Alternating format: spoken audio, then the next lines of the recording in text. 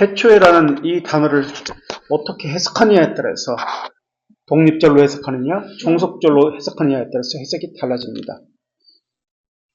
자, 그래서 우리는 독립절로 해석하기 때문에 흑암도 땅도 무에서 창조된 것입니다. 라고 해석합니다. 그런데 어떤 사람들은 원래 있는 것에서 그 물질을 가지고, 있는 물질을 가지고 하나님께서 창조하셨다라고 종속절로 해석을 하기 때문에 그렇게 주장을 합니다. 두 번째, 창조하셨다 다음에 나오는 단어가 태초에 다음에 나오는 단어가 바라, 창조하셨다는 단어입니다. 근데 성경에는 이 창조하셨다는 단어가 몇 가지가 나옵니다. 하나는 바라라는 단어이고요. 여기서 쓰인 것처럼 또 하나는 아사, 또 하나는 야차르, 또는 바나라는 단어입니다. 이건 바라고 바나. 일반적으로 바라는 물에서 유를 창조할 때 사용되는 단어이고요. 다른 단어 아사, 바나, 야차르 이런 단어들은 있는 것에서 유에서 새로운 것을 창조하셨을 때 사용되는 단어입니다. 그렇다면 사람의 창조는 어떤 창조일까요? 사람의 창조는 바라입니까? 아니면 유에서 창조입니까? 그러니까 유에서 창조하신 것이죠. 그죠? 바라가 아니죠. 이미 있는 흙에서 창조됐기 때문에, 이미 있는 물질에서 창조되었습니다. 그런데 예를 들어가지고 이사야 45장 7절 같은 경우 한번 찾아보겠습니다. 이때 창조하셨다는 단어가 어떤 단어가 사용되었는지, 바라라는 단어가 사용됐는지, 아니면 유에서 창조된 아사라는 단어가 사용되었는지 보자라는 겁니다. 45장 7절, 나는 빛도 짓고 어둠도 창조하며 나는 평안도 짓고 환난도 창조하나니 나는 여호와라 이 모든 일을 행하는 자니라 하였노라. 여기서 빛도 짓고 평안도 짓고 할 때 짓고라는 것은 어떤 단어일까요? 바라일까요? 아사일까요? 아사라는 단어가 사용되었습니다. 아사. 있는 것에서 새롭게 창조하니까 유에서 유, 아사. 예, 이해가 됩니다. 근데 문제는 환난도 창조하셨나니 환난도 창조하셨다. 이때 이 단어가 짓고라는 단어와 다른 단어를 지금 한국말로 쓰고 있습니다. 짓고는 아사, 유에서 유라는 단어이고 지금 이 단어는 창조하셨다. 바라라는 단어를 썼습니다. 왜 이런 단어를 썼을까요? 환난은 없는 것을 무에서 창조하신 것일까요? 왜 무에서 창조하셨다는 이 바라라는 단어를 썼을까요? 이것도 역시 환난도 짓고, 그러니까 아사라는 단어를 써야 되지 않을까요? 왜 환난을 창조하셨다고 할 때 무에서 창조하셨다는 바라의 단어를 사용했을까요? 예, 아사가 유에서 유를 창조했다. 이해가 돼요. 그죠? 그건 이해가 되죠. 그건 제껴두고. 빛도 지었다. 그래. 있는 것에서 창조하셨다. 오케이. 평안도 짓고, 있는 것에서 창조했다. 오케이. 이해가 돼. 근데 환난을 창조하셨다? 어둠을 창조하셨다. 왜 환난을 창조하셨다고 했을 때 아사라는 단어를 쓰지 않고 바라는 단어를 썼을까요? 어떻게 해석해야 될까요? 반대로 이야기하면 빛을 바라라고 그건 이해가 되겠다. 빛은 바라에서 창조했으니까. 그럼 환난은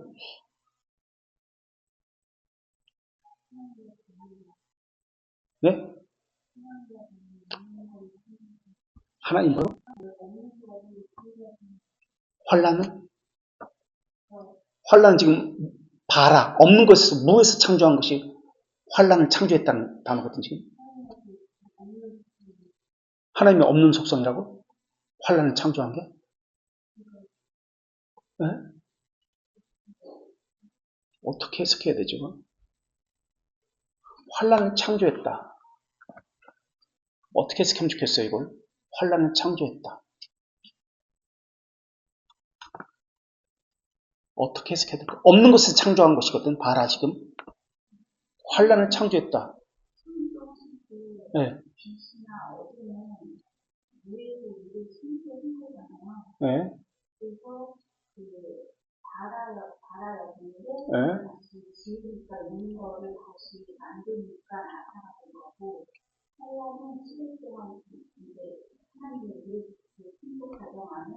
네.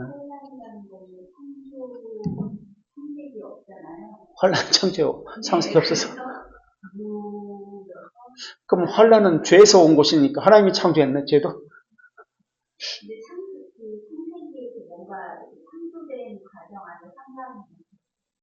아, 창세기에 환란이 없었다?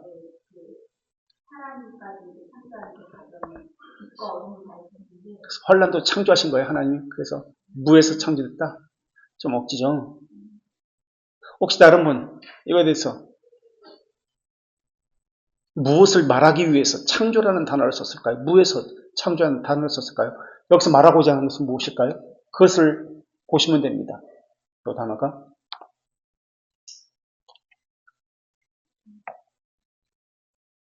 창조라는 개념이 무엇인지를 이해를 하셔야 됩니다. 그러면 이 문제가 풀려요. 근데 이것이 풀리지 않으면 이걸 해석이 안 돼요. 시작이라는 것, 베레시트, 창조하셨다라고 할 때 이 개념이 무엇인지, 무엇을 말하고자 하는지, 하나님이 어떤 분이라는 것을 말하고자 함입니다. 지금 환란을 창조하셨다. 봐라, 무에서 창조하셨다. 하나님이 어떤 분이다? 피카 옆을 쳐다봤습니다. 그러면 경진이가 대답을 해야 되나? 창조주? 그건 누구나 알잖아. 그죠? 창조했으니까 창조주죠. 그거 말고 비슷하게 환란도 창조하셨다. 이 말의 의미는 그렇죠. 그 얘기예요, 지금. 그걸 말하기 위해서요. 못 들었나 보다. 저 뒤에. 섭리주. 하나님의 손에서 만사가 이루어진다. 하나님 손에서 이루어진다는 개념을 섭리주라는 개념으로 창조주라는 개념과 함께 섭리주라는 개념이 들어있습니다. 우리 신앙고백에서 이야기하고 있습니다. 하나님의 작정은 무엇과 무엇으로 이루어졌다? 창조와 섭리다.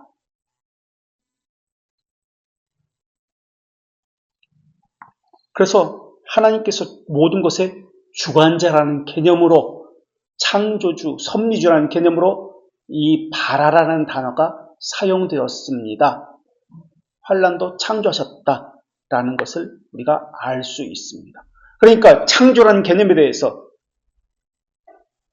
창조하셨다는 개념이 어떤 개념이라는 것을 우리는 분명히 하고 넘어가야 됩니다. 아시겠죠? 하나님이 주관자입니다.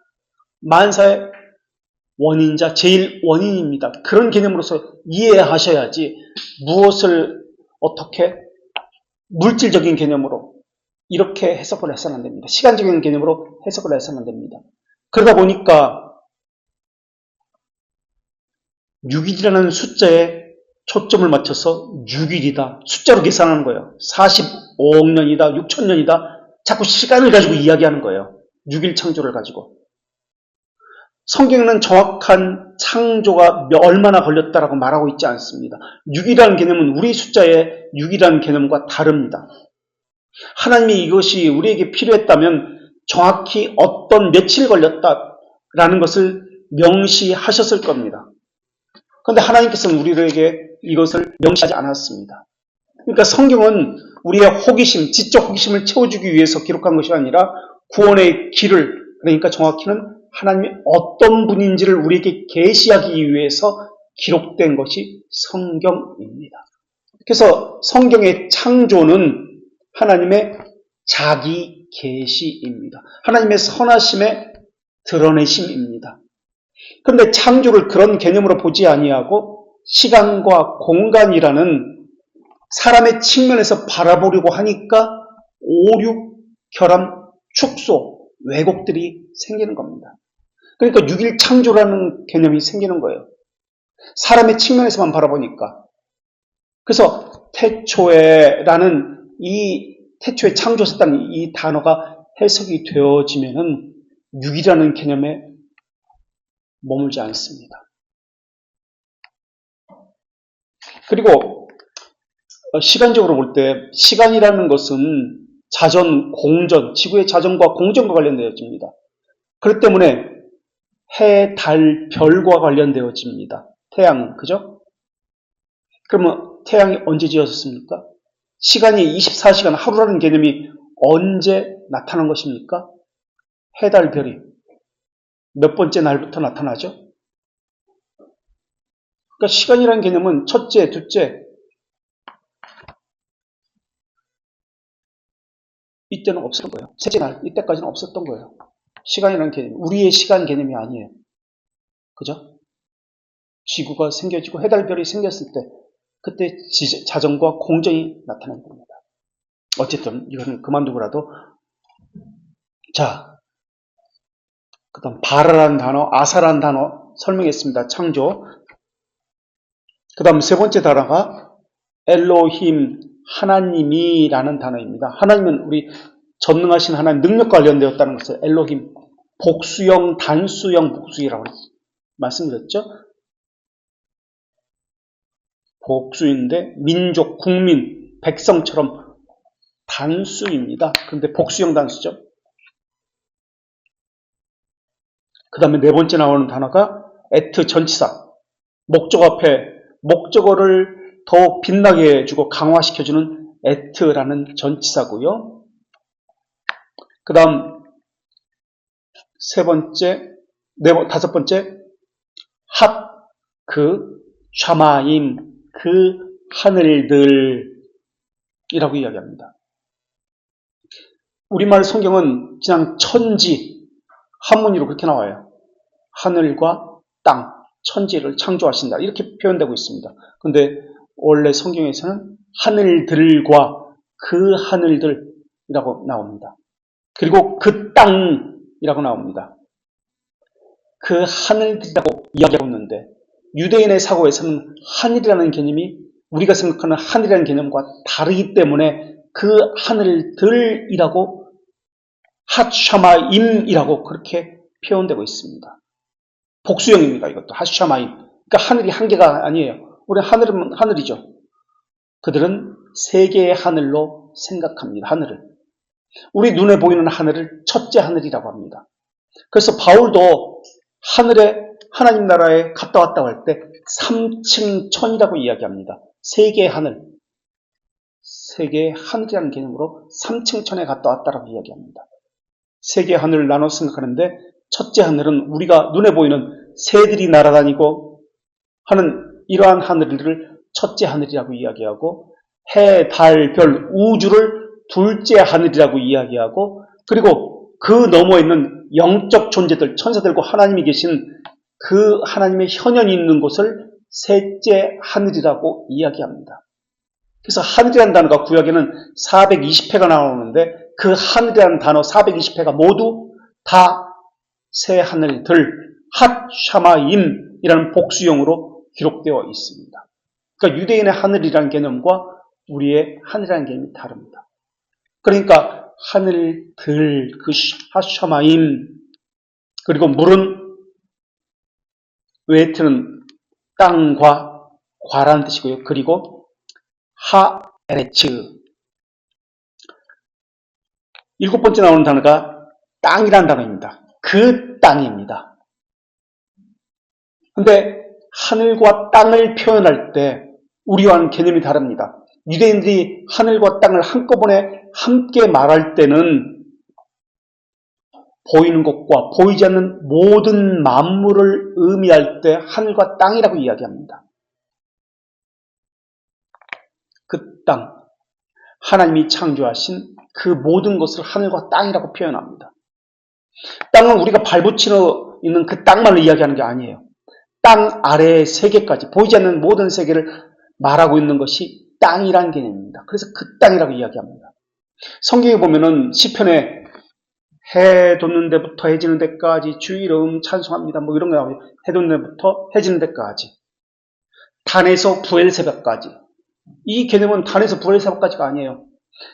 해 뜨는 데서부터 해지는 데까지. 그런 개념이 아니에요. 해 뜨는 데부터 해지는 데까지, 단에서부터 부엘세바까지, 하늘과 땅, 이런 개념은 양극단을 말하면서 모든 것이라는 표현이에요.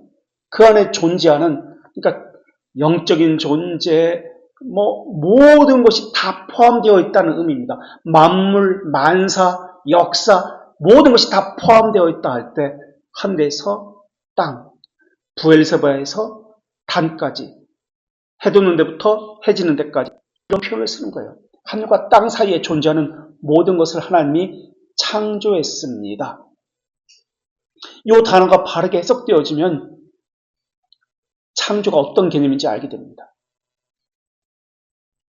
그런데 이 단어들 7가지의 주어가 무엇이냐면 엘로힘입니다. 하나님. 그런데 왜 이렇게 이 단어들을 창세기 1장 1절을 길게 설명했냐면 이것을 지금 이야기하고자 하기 위해서 이 단어들의 의미를 설명했습니다. 그것이 무엇입니까? 주어가 엘로힘이라고 했습니다. 창세기 1장 1절에 주어가 엘로힘, 전능하신 하나님, 능력과 관련된 그 하나님이 이 모든 것을 창조하셨습니다. 무에서 유, 그 하늘과 그 땅에 있는 존재하는 모든 것, 만사, 만물, 역사, 존재하는 모든 피조물 다 창조했습니다. 그리고 만사를 주관하시는 섭리주이십니다. 이것을 지금 말하고 있습니다. 엘로힘이 주어로. 그런데 이 주어를 누구에게 붙였느냐? 히브리서에서는 누구에게 이 주어를 붙여서 동일하게 이야기하고 있을까요? 누구에게 붙였을 것 같아요? 이 주어를. 여기서는 창세기 1장은 엘로힘이라고 했습니다. 히브리서 1장 10절에서는 찾아보세요. 1장 10절. 그 주어를 동일하게 이야기하는데 그 주어를 1장 10절에서는 뭐라고 이야기합니까? 동일하게 창세기 1장을 1절을 가지고 설명을 해요. 이것이 설명이 돼야 마가복음 1장이 또 태초에 이게 설명이 돼요. 1장 1절. 1장 10절 제가 읽어보겠습니다. 또 주여 태초에 베레시트 나오죠? 아르케 나옵니다. 주께서 예수 그리스도를 지금 얘기해요. 땅에 기초를 주시며 땅과 하늘을 지으셨습니다. 창조하셨습니다. 그게 지금 이야기하고 있는 거예요. 하늘과 땅, 그 안에 존재하는 그 하늘과 그 땅, 핫샤마임, 그 하늘들과 웨트, 하에레츠, 그 땅을 모두 예수 그리스도께서 창조하셨습니다. 그 창조라는 것은 만사, 만물, 사건, 역사, 일어나는 모든 상황들, 환경들 누가 지으셨습니까? 예수 그리스도께서 그것을 주관하시고 섭리하십니다. 지금 그 이야기를 히브리서 1장 10절에서 이야기하고 있습니다. 자, 그렇다면 다시 마가복음으로 돌아갑니다. 이 얘기를 하기 위해서 빙빙 돌아왔습니다. 마가복음 1장 1절에서 태초에 동일한 말을 하고 있어요, 지금. 아르케, 시작이라는 단어를 사용합니다. 창조의 태초에라는 단어입니다. 그래서 예수 그리스도 복음의 시작이라 라고 하면서 시작이 창조할 때 예수 그리스도께서 땅에 기초를 놓았을 때 이 단어를 가지고 지금 설명을 하는 거예요. 그 동일한 단어를 가지고. 그렇다면 하나님의 나라의 복음, 하나님 나라의 복음이 선포되는 것이 무엇과 관련되어집니까? 무엇을 연장선상에서 말하고 있습니까? 천지가 창조된 것과 연장선상에서 복음 선포가, 하나님 나라가 세워지는 것과 연결되어집니다. 그래서 중생을 뭐라고 다른 말로 이야기하죠? 중생된 자를 새 창조라고 이야기합니다. 새로운 창조라고. 그래서 에덴 동산에서의 창조가 하나님 나라가 마가복음에서 동일하게 연결되어 있습니다. 이때 에덴 동산에서 창조 시 누가 지음을 받았죠? 어디서? 아담이 최초로 지음 받았습니다. 에덴 동산 안에서 지음 받았나요? 에덴 동산 밖에서. 그래서 하나님에 의해서 어떻게 되죠? 에덴 동산 안으로, 거룩한 땅으로 인도함을 받습니다. 아담이. 지금 동일하게 출애굽에서도 마찬가지입니다. 하나님의 땅 밖에서 하나님의 땅 안으로. 지금 예수님의 복음 역시도 하나님의 땅 밖에서 하나님의 땅 안으로 지금 하나님의 백성을 들어오게 하시는 작업이 하나님 나라입니다. 하나님의 나라의 건설이 에덴 동산의 건설과 연결되어집니다. 출애굽의 그 사건과도 다 연결되어집니다. 모세의 사건, 여호수아의 사건, 다윗의 사건 다 연결되어서 지금 마가복음에서 복음서에서도 동일하게 연결되어집니다. 그러면서 예수 그리스도의 복음의 시작이다. 복음의 시작이다. 복음이 말하고자 하는 것이 무엇인지를 말하고 있습니다. 하나님의 나라와 연결시켜서. 그렇다면 예수님의 지상사역이 무엇입니까? 하나님 나라의 완성입니다. 그 시작입니다. 그것을 말하고자 하는 것입니다. 그러면서 예수님이 어떤 분인지를 말하고 있는 것이 지금 이 본문입니다. 그럼 아담이 에덴 동산에서 해야 했던 것은 무엇입니까? 우리가 창세기 1장 28절을 살펴보았습니다만 하나님 나라가 완성될 때 생육하고 번성하고 또 경작하고 다스려야 했습니다. 이때 경작하고 다스린다는 단어가 제사장들이 성소에서 섬긴다라는 단어와 동일한 단어였다고 했습니다. 예수님도 동일한 것을 이 땅에서 하신다는 뜻입니다. 하나님의 성소에서 그리스도가 임하셨습니다. 그리고 그리스도께서 임하신 곳은 하나님의 임재가 있는 것이요 거룩하게 구별된 곳입니다. 이곳에서는 죄가 있을 수 없습니다. 정결, 거룩만이 있습니다. 하나님의 임재가 있기 때문에. 그래서 죄와 부정과 불결함과 더러움이 쫓겨나가기 시작합니다. 지금 그 이야기를 하는 것이 마가복음 1장 1절이네요. 자, 10번 문제. 성소 또는 성전, 성막과 가까워짐과 멀어짐은 어떤 의미입니까? 어떤 의미죠? 가까워짐은 성막과 하나님의 임재가 있는 곳이 성전. 에덴 동산과 가까워짐은 어떤 의미죠? 거룩이에요.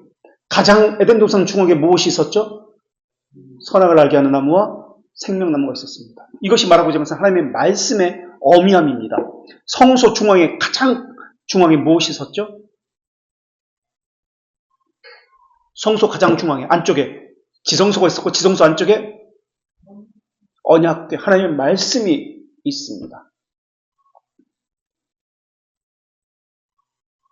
이 언약궤에는 무엇이 들어있었죠? 그럼 모세 지팡이가 아니죠. 조금 바뀌었지. 아론의 쌍난 지팡이. 나도 모세 지팡이인 줄 알았네. 갑자기. 아론의 쌍난 지팡이. 만나 또 하나. 네, 언약의 10가지 말씀 10개면 말씀과 관련된 것이죠. 다 이것이. 그러니까 말씀이 가장 중심에 있었어요. 그 에덴 동산에 이것만 봐도 이게 계속 이어지는 거예요. 하나님 나라의 통치는 말씀으로 이루어집니다. 그래서 이 말씀은 생명이고요, 거룩이고요, 정결입니다. 그래서 성경의 구조는 성막으로 가까이 가면 갈수록 에덴 동산 중심에 가까이 가면 갈수록 거룩이 증가요, 정결함과 생명이 있습니다. 생명나무가 중앙에 있었잖아요. 반대로 여기서부터 멀어지면 부패, 죽음, 부정함, 오염이 있습니다. 에덴 동산에서 쫓겨나서 죽음이 나타나기 시작하잖아요. 그래서 예수님께서 이 땅에 오심으로 임지잖아요. 거룩한 생명이, 정결함이 나타나기 시작합니다.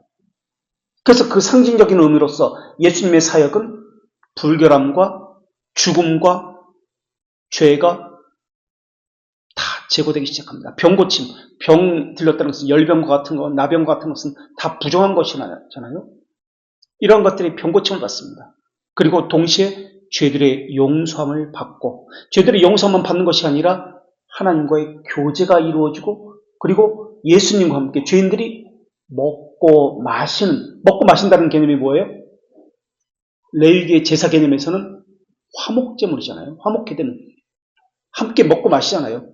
죄인들이 하나님 앞에서 먹고 마시는 거예요.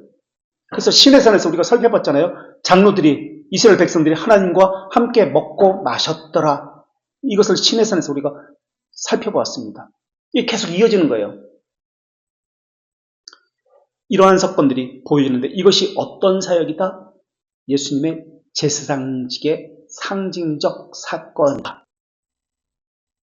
자, 11번. 하나님의 정의를 만족시킨 것은 무엇을 통해서입니까? 웨스트민스터 대교리 문답 52문 1항에 있습니다. 52문 1항은 7번 문제 제가 써놨습니다. 7번 문제 52문 1항 233쪽. 하나님의 정의를 만족시킨 것은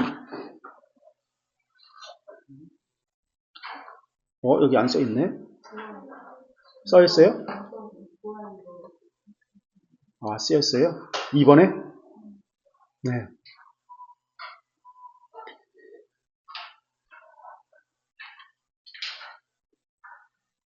그리스도는 죽음에서도 부패되지 않았고 본성적 특성으로 고난받을 동일한 육체를 가지고 부활해서 높아졌으며, 그럼 뭐예요?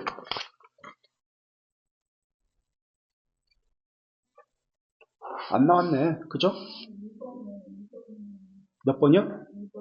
2번에, 문제 2번에, 52문 2항에, 예, 52문 2항이랍니다. 거기 보면 자세히 그렇게 나타났죠?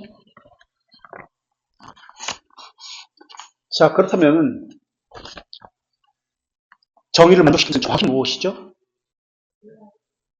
부활이죠, 부활. 그죠? 부활. 하나님이 정의를 만족시킨 것은 부활입니다.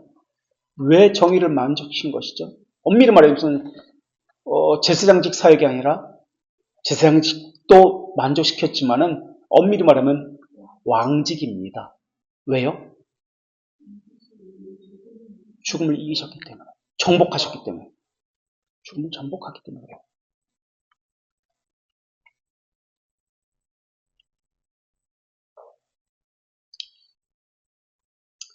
제사장직은 레위기에 나오는 언약의 제사가 십자가를 상징하고 있습니다. 자기 죽음을 상징하고 있기 때문에, 자신을 드리는 것이기 때문에 언약의 제사가, 레위기에 나오는 언약의 제사가 낮아지신 지위 십자가를 상징합니다. 그래서 언약의 피라고도 이야기했습니다. 언약의 피는 죄 사함을 받게 하는 것이다라고 했습니다. 우리 죄의 사명과 죄들의 용서의 차이점이 무엇이라고 했죠? 신앙고백서는 이것을 구별해서 이야기하죠. 죄 사함, 죄의 사명과 죄들의 용서. 어떤 차이라고 했죠?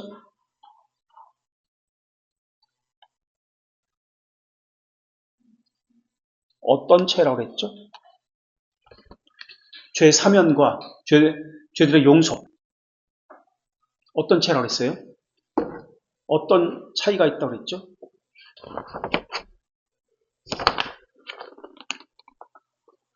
신앙고백서는 이걸 구별해서 설명합니다. 그렇죠? 죄의 사면, 죄들의 용서. 여기서는 지금 죄의 사면이라고 이야기하고 있습니다.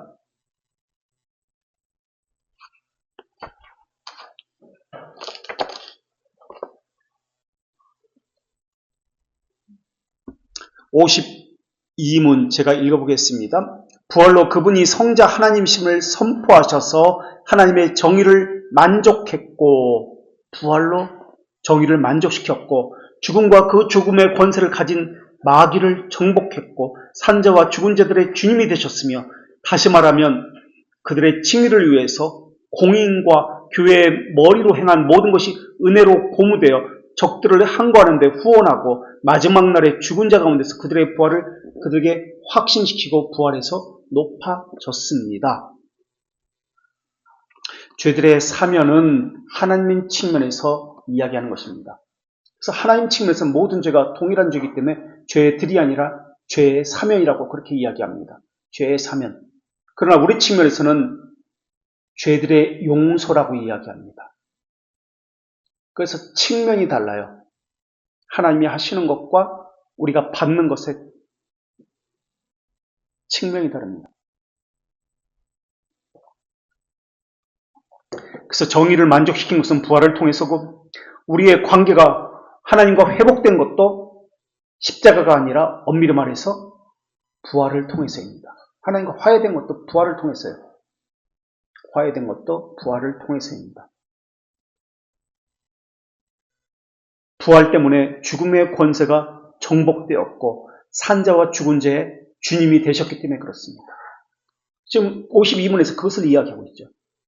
그래서 우리가 주님이라고 부를 때 이 말의 의미는 제사장직보다 왕직, 십자가보다 부활과 더 관련되어집니다. 이렇게 해석되어집니다. 우리가 주님이라고 부를 때 이것은 십자가도 관계 있습니다. 관계 없다는 뜻이 아니라 그러나 더 엄밀히 이야기하면 부활과 죄를 정복하는 그래서 우리를 산자와 죽은 자의 주님이 되셨다는 측면에서 우리는 주님이라 부르는 것과 부활과 관련 짓습니다. 이해되시겠죠? 지금 이게 대교령다 52문은. 자, 12번 똑같은 거예요. 칭의를 위해서 공적 보증이 되신 것은 무엇과 관련되어집니까? 여기엔 제대로 썼네. 52문. 이거 또 하이델베르크 아닙니다. 왜 써서 대규모 거예요? 왜 이렇게 실수가 많지? 대규문다 52문 2항 52문은 똑같습니다. 대규문답입니다.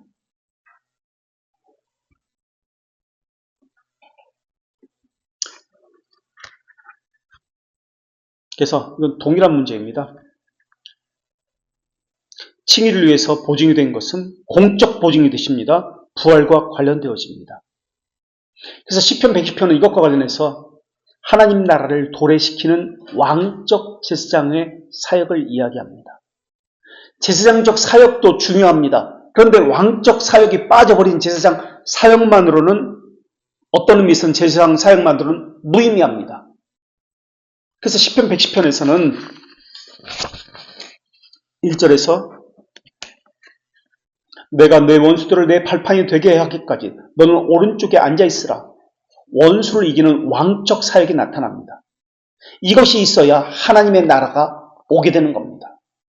그래서 하나님의 나라가 오게 되는 것은 제사장적 사역을 통해서 왕적 사역이 완성으로 나타나야 합니다. 이해되시겠죠? 처음 시작은 제사장적 사역이나 완성은 왕적 사역입니다. 십자가의 죽음으로써 제사장적 사역이 시작되었습니다. 속죄제물이 되었습니다. 그러나 그것만 있어서는 안 됩니다. 왕적 사역을 통해서 다스림이 있어야 합니다. 이게 하나님의 나라입니다. 그래서 왕적 제사장 사역이라고 이야기합니다. 둘 다 함께 이야기합니다. 그래서 베드로후서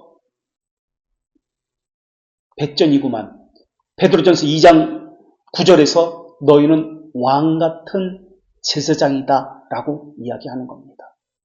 왕적 제사장입니다. 왕적 제사장.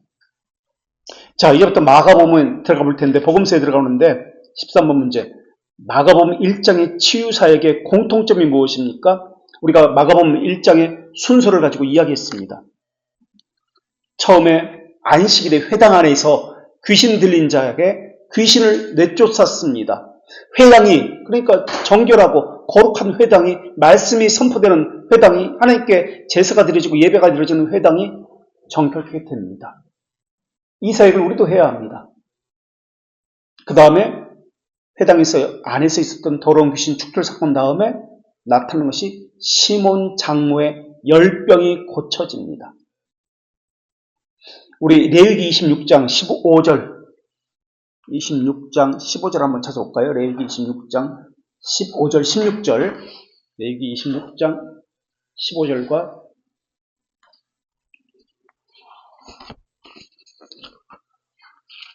26장 열병이 무엇인지 여기서 26장 15절, 16절, 15절과 16절에 열병에 대해서 이야기합니다. 15절 읽겠습니다. 내 규례를 멸시하고 마음에 내 법도를 싫어하여 내 모든 계명을 준행하지 아니하며 내 언약을 배반할진대. 하나님 말씀 싫어하고 그러면은 16절에 내가 이같이 너희에게 행하리니 곧 내가 너희에게 놀라운 재앙을 내려 폐병과 열병으로 눈이 어둡고 생명이 쇠약하게 할 것이요 너희가 파종한 것은 헛되리니 너희의 대적이 그것을 먹을 것입니다. 학계에서도 나타난 것이죠. 이게.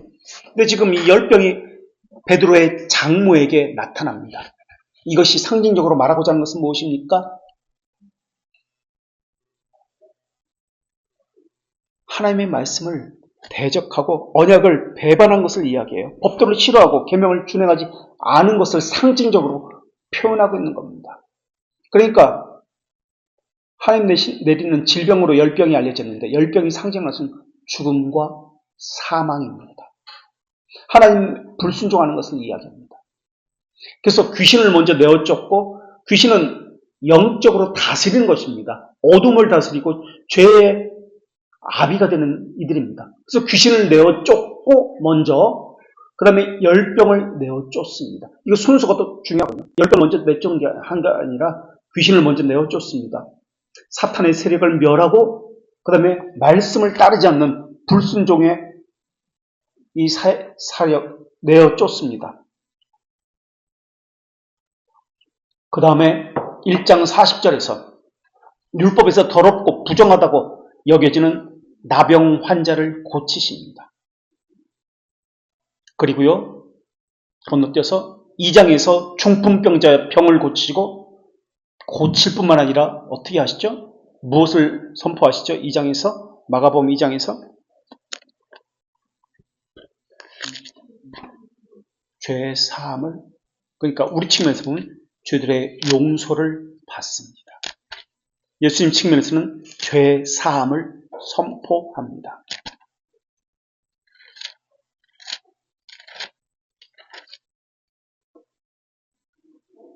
그리고 3장에서 안식일에 다시 회당에 들어가서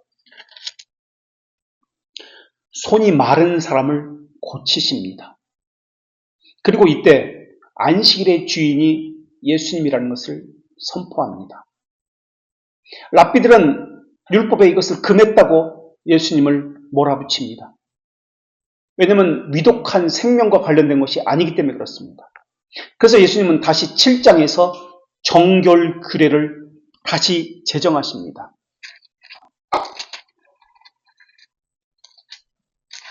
그러면서 정결 규례를 제정하시면서 장로들의 전통에 대해서 너희들은 잘못 알고 있다 라고 사람의 계명을 삼아서 교훈을 삼아 가르치니 나를 헛되이 경배하는도다 라고 가르칩니다. 입술은 공경하되 내게서 멀어졌다. 그러면서 너희는 부모를 공경하라. 이 뜻이 무슨 뜻이냐? 다시 가르치는 거예요. 계명에 대해서 다시 가르칩니다. 그리고 7장에서 다시 귀신을 내어 쫓습니다. 이때 그리고 성전에서 가르칠 때 시편 100편 1절을 인용하고요. 예수님이 하나님의 나라를 선포하러 오셨는데 그 나라는 거룩과 정결 사역이 이루어지는 제사장적 사역이 이루어지는 겁니다. 이런 구조로 되어 있습니다.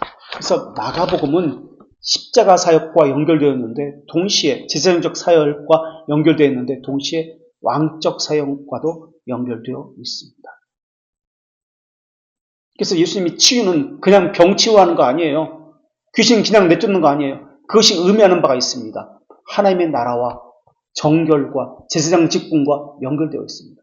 그러면서 시편 110편 1절을 인용하고 있는 겁니다. 성전에서 대제사장 앞에서.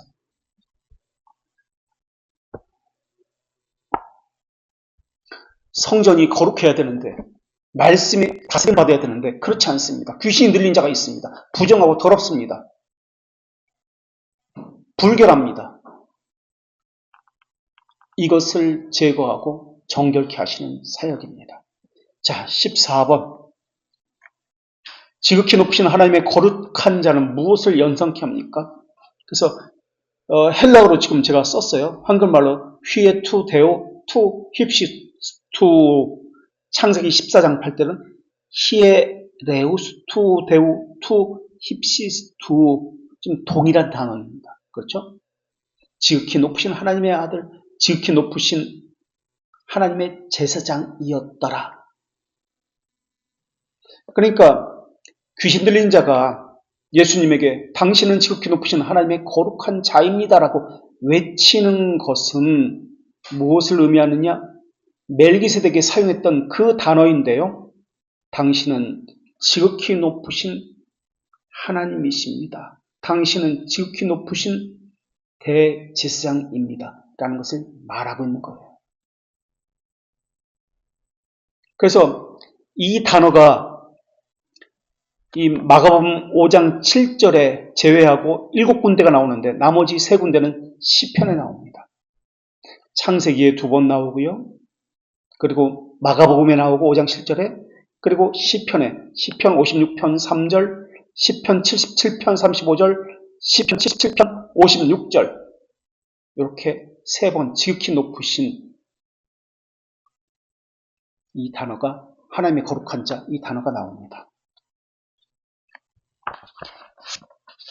자, 15번. 이제 마가복음으로 들어가서 마가복음 1장 귀신 들린 자와 예수님을 비교해 보십시오. 회당에 마가복음 1장 23절과 24절 마침 그들이 회당에 더러운 귀신 들린 사람이 있어 소리질러 이르되 마가복음에 나오는 단어가 무엇이라고 했죠? 마태복음에 누가복음에는 안 나옵니다. 마태복음에는 둘이라고 나옵니다.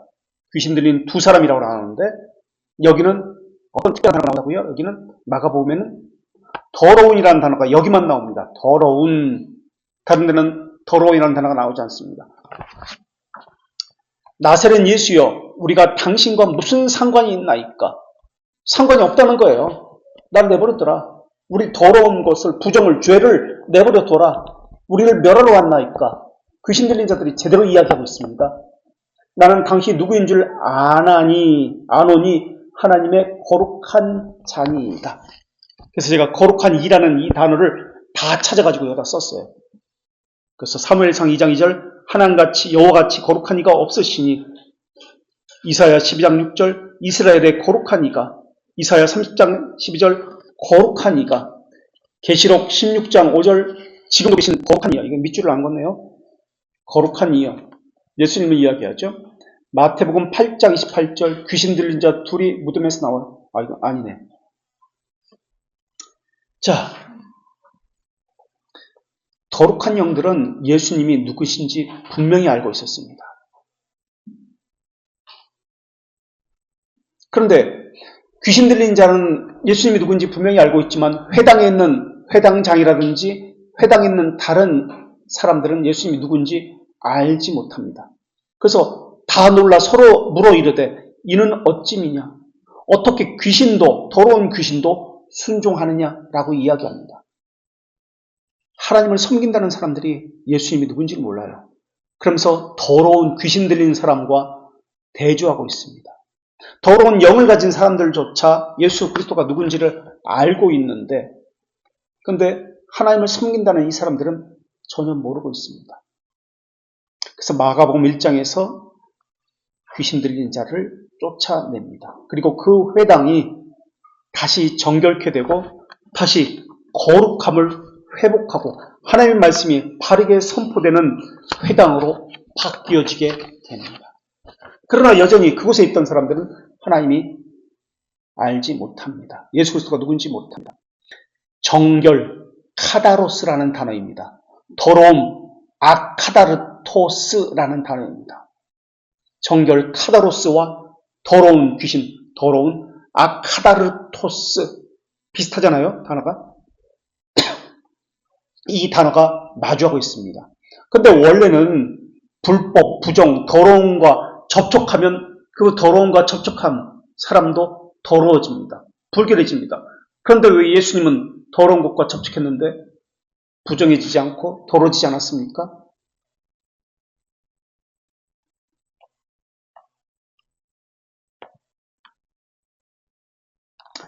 자, 그럼 넘어갑시다. 16번.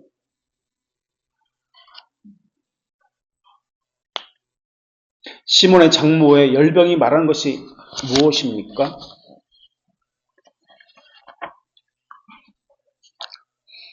레위기 26장 15절과 18절 열병이다. 그걸 이야기했죠.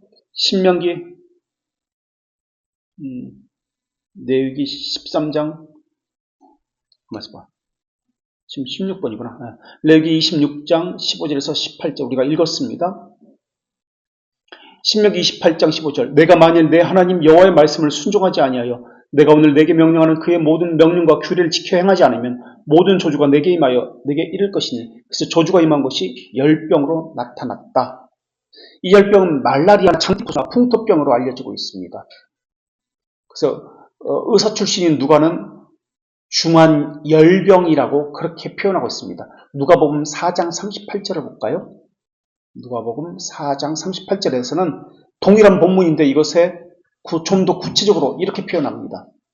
누가복음 4장 38절 뭐라고 표현하고 있죠? 누가복음 4장 38절에